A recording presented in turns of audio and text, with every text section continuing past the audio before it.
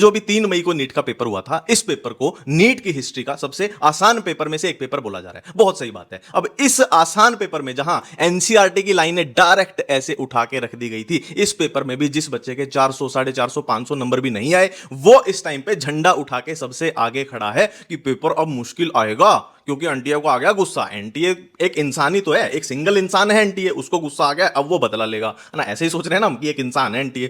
ठीक है, अब पेपर आएगा बहुत मुश्किल, अब हमें चाहिए हाई लेवल की तैयारी करा दो जी, हाई लेवल के क्वेश्चन करा दो। भाई एक पेड़ पे सेब लगी थी, बिल्कुल नीचे सेब लगी थी ना, कि हाथ से ऐसे तोड़ लो, वो तुमने तोड़ी नहीं, वो नहीं तोड़ी, और ऊपर सेब लगा दो जी, हम आगे वो तोड़ेंगे, हमें तो 40 दिन मिल गए, अब दिखाएंगे हम।